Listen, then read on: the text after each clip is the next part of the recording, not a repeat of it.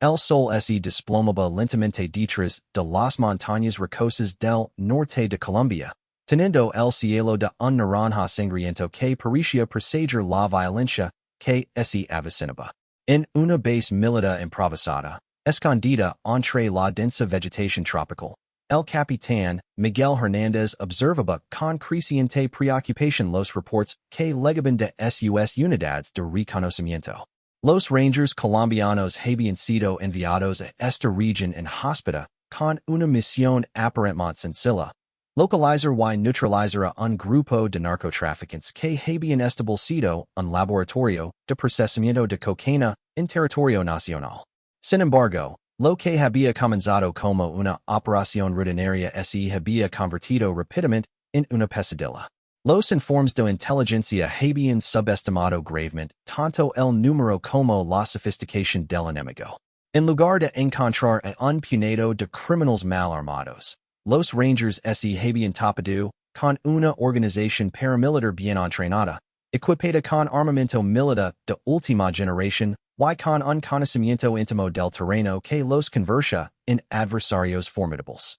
La primera señal de alarma había llegado cuando el pelotón alfa perdió contacto por radio durante una misión de reconocimiento nocturno. 12 horas después, SOS cuerpos fueron encontrados en una emboscada meticulosamente planificada, con heridas que indicaban el uso de armas de francotirador de largo alcance. El enemigo no solo los había eliminado con precisión quirúrgica, sino que había dejado los cadáveres en una posición que servía como advertencia clara para cualquier fuerza que intentara avanzar por esa ruta. El capitán Hernández sabía que su unidad estaba en grave peligro. Los narcotraficantes habían demostrado una capacidad táctica que superaba con creces lo esperado, y peor aún, parecían tener información privilegiada sobre los movimientos de los Rangers. Había una filtración en alguna parte, o el enemigo había desarrollado capacidades de inteligencia que ninguno de SOS superiores había anticipado. La situación se deterioró aún más cuando el pelotón bravo, enviado a rescatar los cuerpos del pelotón alfa, también cayó en una emboscada. Esta vez, sin embargo, dos soldados lograron escapar y regresar a la base con información crucial. Según su testimonio, el enemigo utilizaba francotiradores posicionados en puntos estratégicos, creando zonas de muerte que eran prácticamente imposibles de atravesar. Los criminales habían transformado la selva en una fortaleza impenetrable, utilizando la topografía natural para crear campos de tiro perfectos. Con 20 hombres muertos y otros 15 heridos de gravedad, el capitán Hernández se enfrentaba a una decisión imposible. Su unidad estaba diezmada, superada en número y enfrentando a un enemigo que parecía anticipar cada uno de sus movimientos.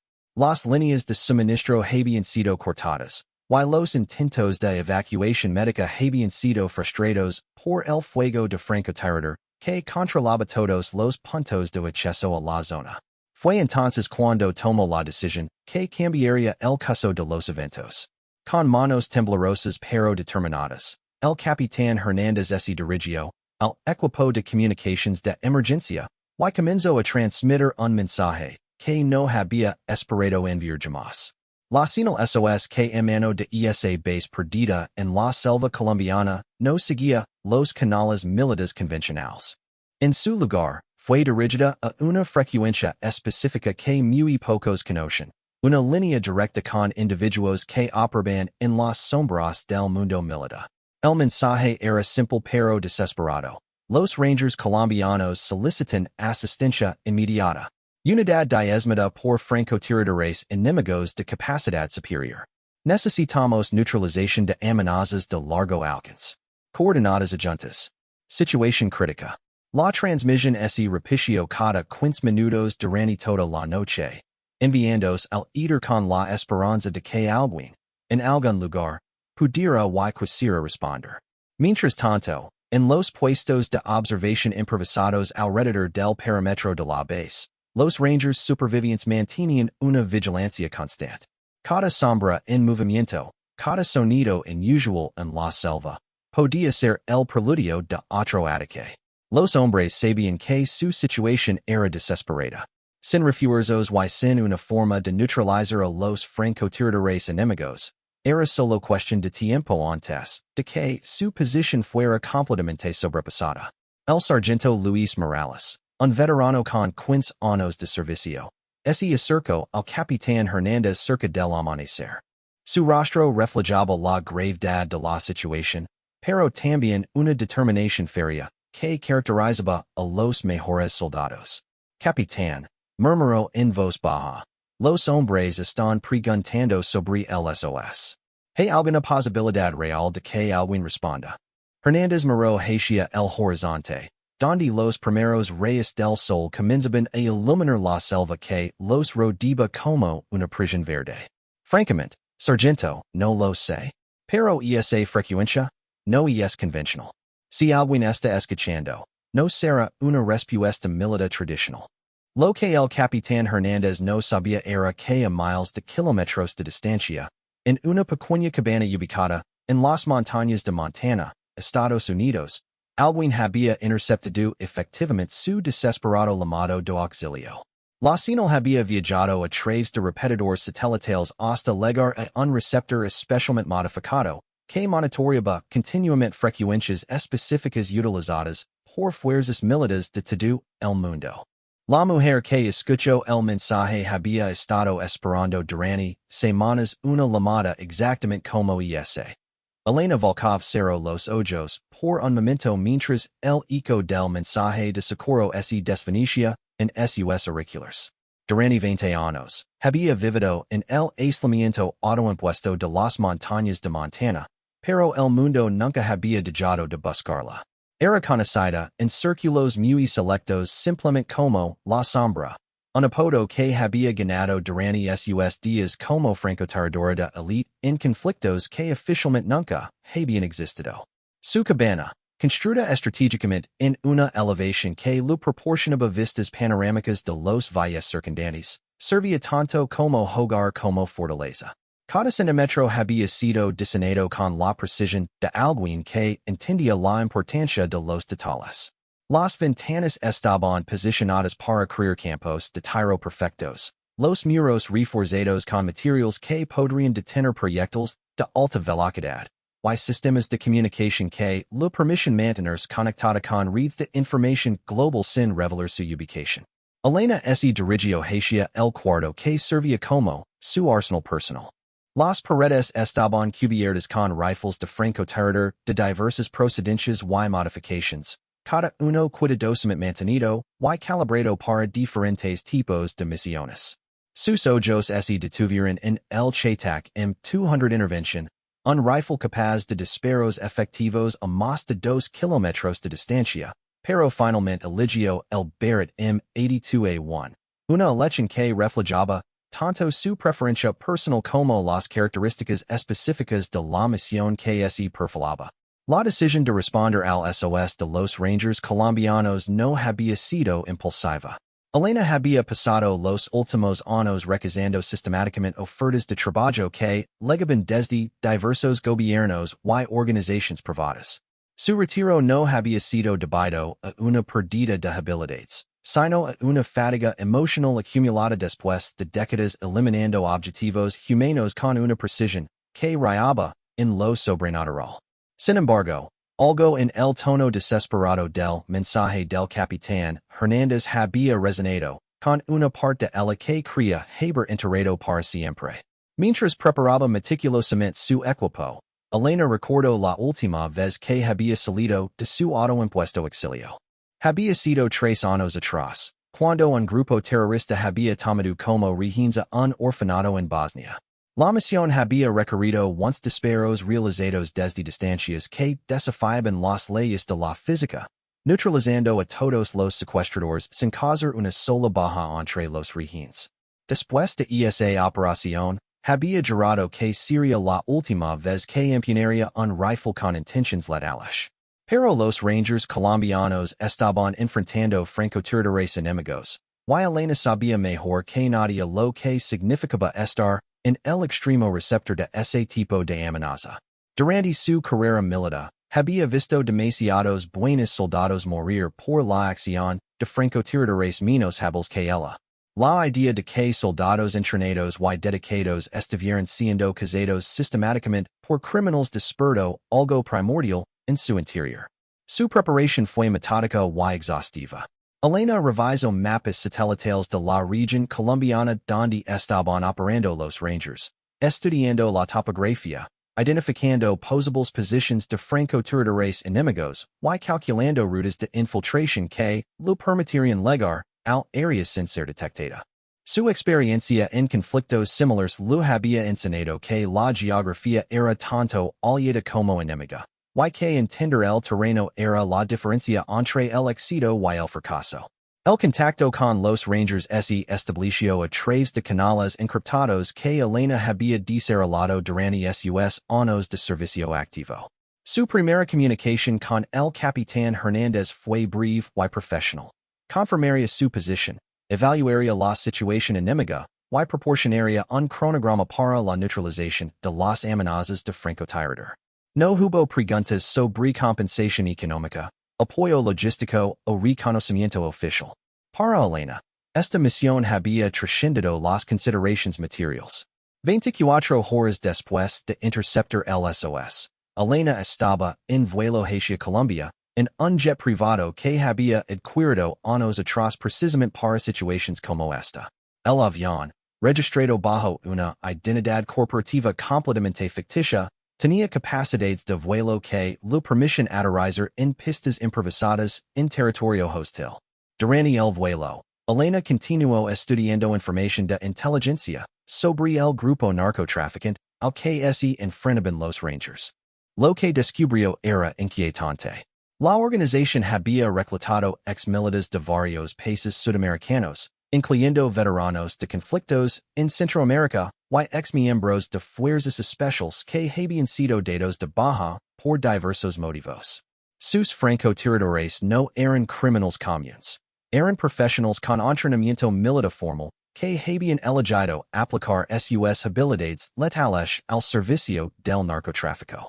El análisis de Elena de los patrones de ataque contra los Rangers reveló una sofisticación táctica que confirmaba sus peores sospechas. Los francotiradores enemigos estaban utilizando técnicas de múltiples tiradores coordinados, creando campos de fuego centralizados que maximizaban la cobertura mientras minimizaban las posibilidades de contraataque. Era una estrategia que ella misma había empleado en operaciones militares oficiales, lo que sugería que al menos uno de los francotiradores enemigos tenía experiencia en operaciones especiales. Cuando el jet aterrizó en una pista de tierra ubicada a 50 kilómetros de la posición de los Rangers, Elena se había transformado mentalmente de ermitaña retirada a máquina de guerra. Cada aspecto de su equipo había sido seleccionado para maximizar su efectividad en el ambiente de selva tropical. Ropa de camuflaje específica para la vegetación local, munición diseñada para mantener precisión en condiciones de alta humedad, y equipo de navegación que lo permitiría mover silenciosamente a través de territorio hostil. Su aproximación a la zona de operaciones fue un ejercicio de paciencia y precisión. Elena sabía que los francotiradores enemigos estarían monitoreando todas las rutas obvias de acceso, por lo que eligió un camino que requería 36 horas de movimiento a través de terreno casi impracticable. Durante ese tiempo, se mantuvo en comunicación esporádica con el capitán Hernández, recibiendo actualizaciones sobre la situación táctica y proporcionando instrucciones específicas para que los Rangers evitaran patrones de movimiento que podrían exponerlos al fuego de francotirador. Cuando finalmente llegó a un punto elevado que lo proporcionaba visión directa del área donde estaban atrapados los Rangers, Elena comenzó el proceso de identificación de objetivos enemigos. Utilizando equipos de observación de última generación, comenzó a mapear sistemáticamente las posiciones de francotiradores, estudiando sus patrones de rotación, identificando sus rutas de escape, y calculando las distancias y ángulos necesarios para neutralizarlos de manera efectiva. Lo que vio la preocupó profundamente. Los francotiradores enemigos habían establecido posiciones que demostraban un nivel de profesionalismo que igualaba al de cualquier fuerza militar regular que hubiera enfrentado.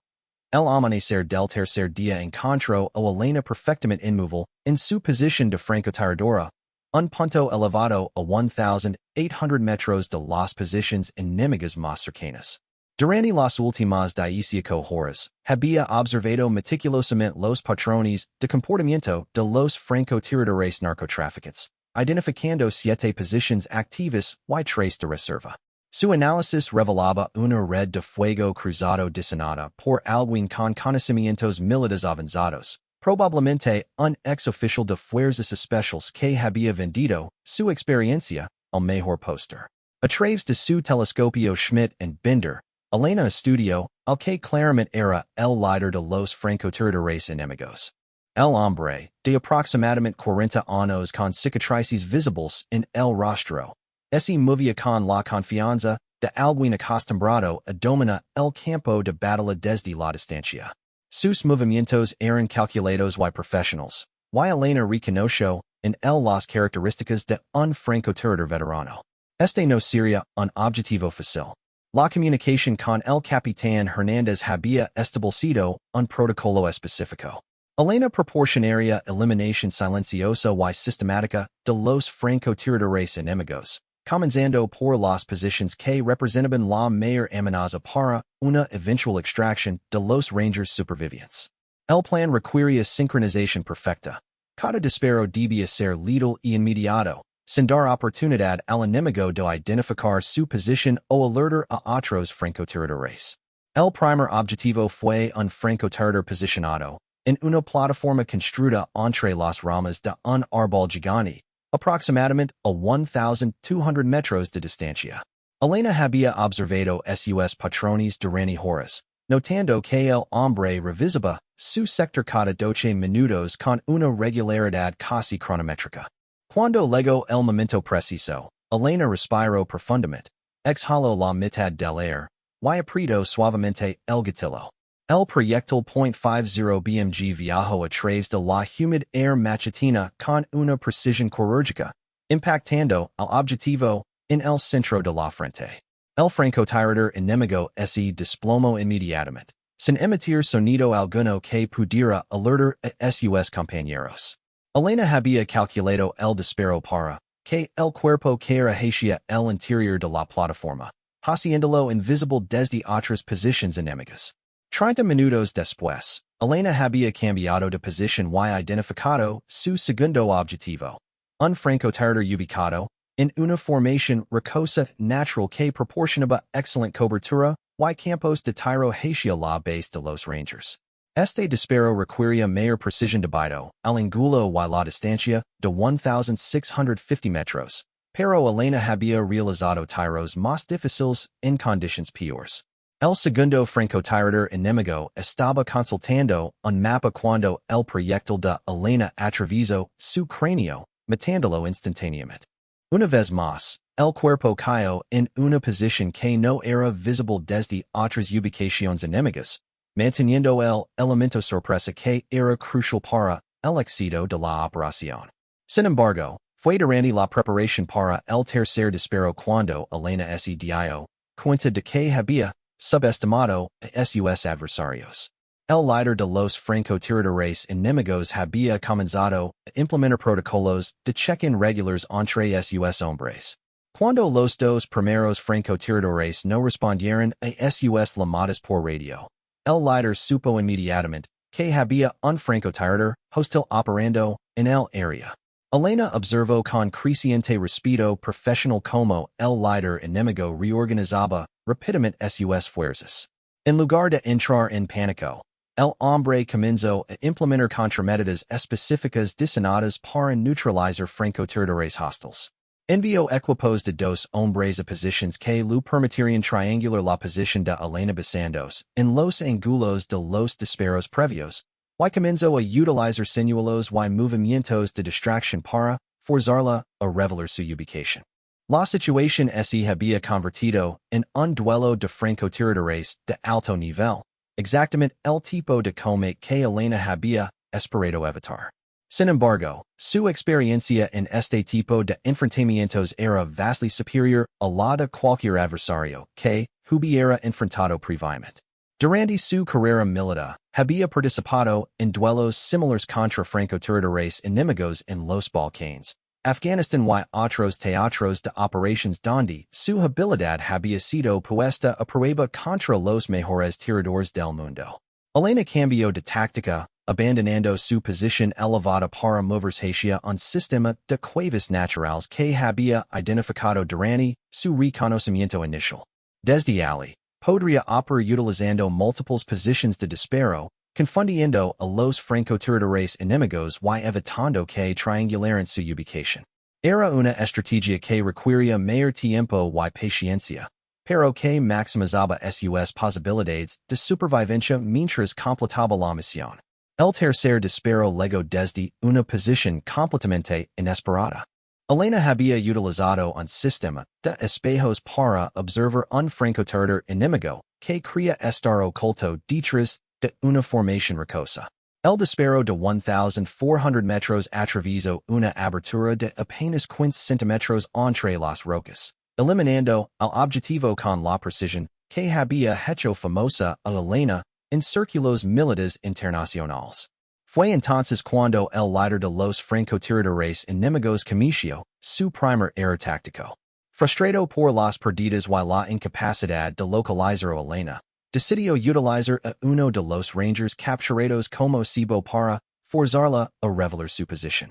Elena observó con horror como arrastraron al soldado primera clase Roberto Méndez, un joven de apenas 22 años, hasta una posición expuesta donde los francotiradores enemigos podrían observar cualquier intento de rescate.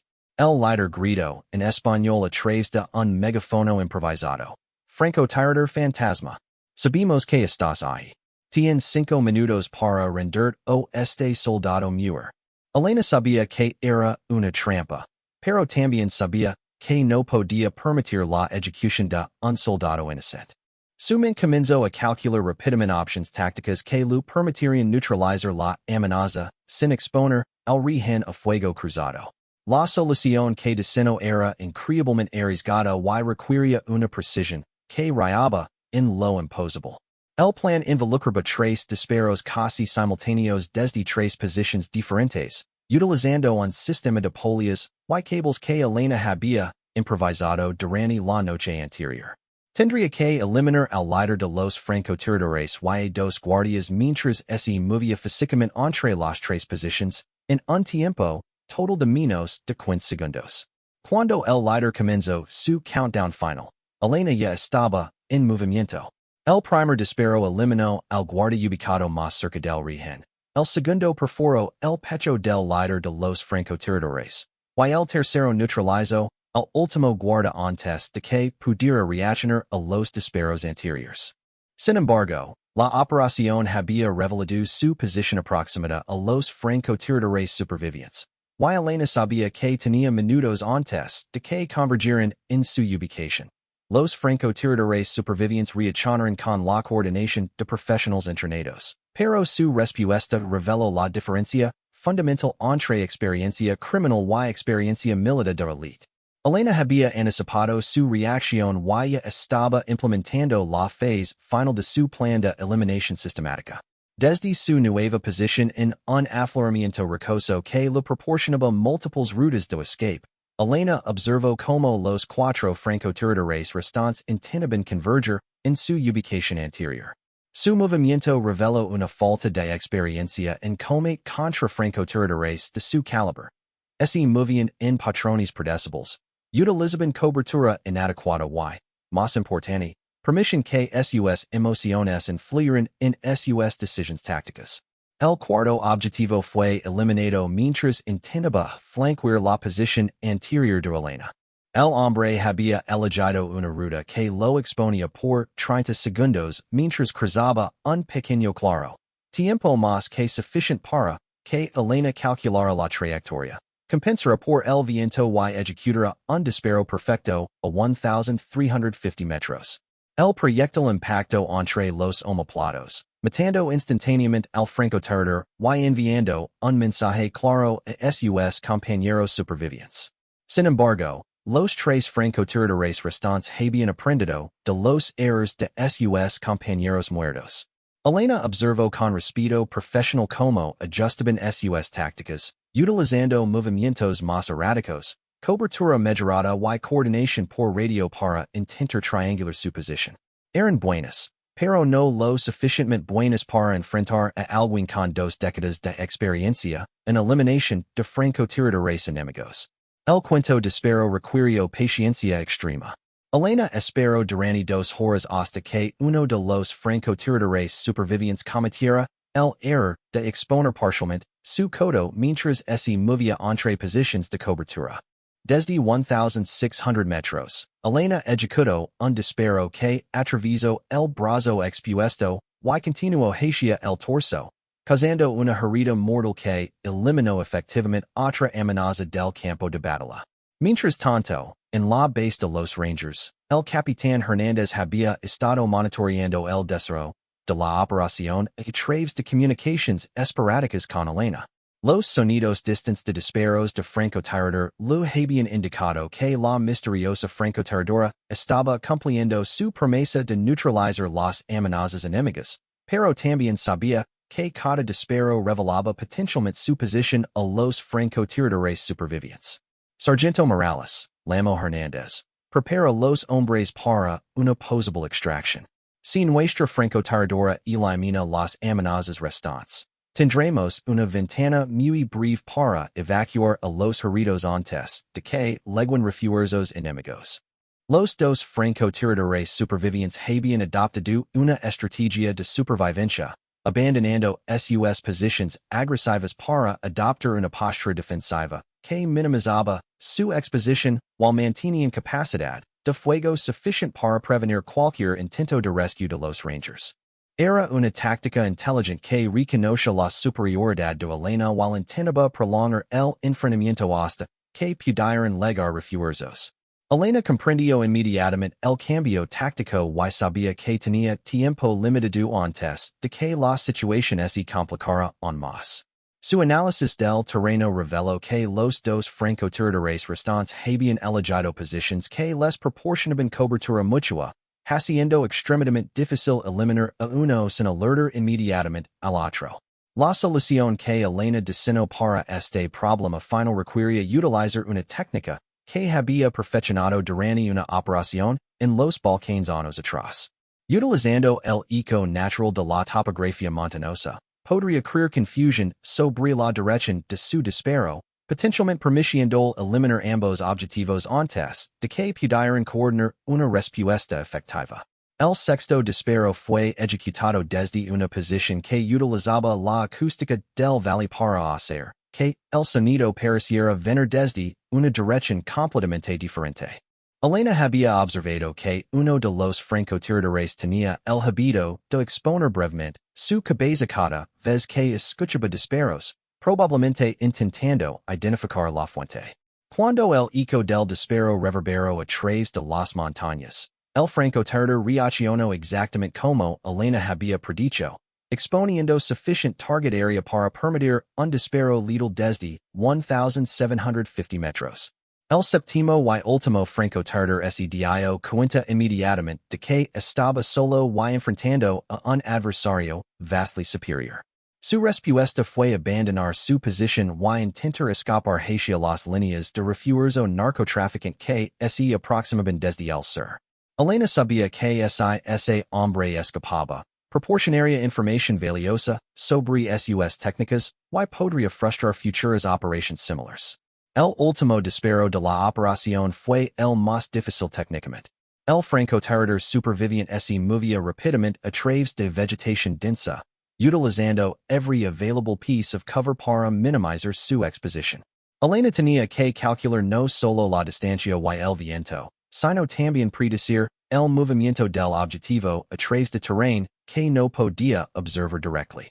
Cuando el francotirador emergió brevemente de un área densely wooded, Elena ya había calculado su trayectoria, probable y positioned su rifle accordingly. El disparo final. Ejecutado a más de 2,000 metros contra un objetivo en movimiento, impacto perfectamente, eliminando la última amenaza de francotiradora y completando su misión. Silence descendió sobre el battlefield por primera vez en 4 días. Elena permaneció en position durante 30 minutos adicionales, monitoring potential enemy reinforcements y confirmando que no había threats adicionales de francotirador antes de established contact con el Capitán Hernandez. Rangers Base, aquí Sombra. All sniper threats neutralized. Extraction corridor established. You have approximately 2 hours before enemy reinforcements reach your position. La evacuación de los Rangers supervivientes fue ejecutada without incident. Elena provided overwatch desde su position elevated mientras helicopters de evacuación médica removed los heridos y transport aircraft evacuated personal superviviente. Durante toda la operación, maintained security visual, pero no additional threats materialized. Después de confirmar que todos los Rangers habían sido safely evacuated, Elena began her own extraction. Su route to escape había been planned meticulously y included multiple contingency options, reflecting her decades of experience in hostile territory operations. Una semana más tarde, en su cabana en las montañas de Montana, Elena received un mensaje encriptado del Capitán Hernandez. Sombra, gracias por responder en nuestro SOS. 15 Rangers returned home porque de tu intervention. Si alguna vez need anything, solo contact us. Elena stored el mensaje with dozens of others from military units she had assisted durante her unofficial retirement. Cada mensaje represented lives saved, missions completed, why good soldiers who returned home to their families porque había chosen to respond cuando they needed help most. Mientras cleaned y stored su rifle, Elena reflected on why había chosen to break her retirement for esta particular mission. Perhaps había been algo en el desperate tone del SOS. Or perhaps simply había been time to remember que her skills, maintained through constant practice even in isolation, could still make difference in el world. Outside her cabin windows, the Montana mountains stretched endlessly toward horizons que held both peace y potential conflict. Elena no que otras SOS calls would come, why when they did, tendría to decide again si her self-imposed exile was more important than helping those who needed her unique abilities. For now, though, había peace in knowing que los Rangers Colombianos were safe. Their SOS había been answered. Why silent sniper había responded un objetivo at a time, exactly as el mensaje había requested.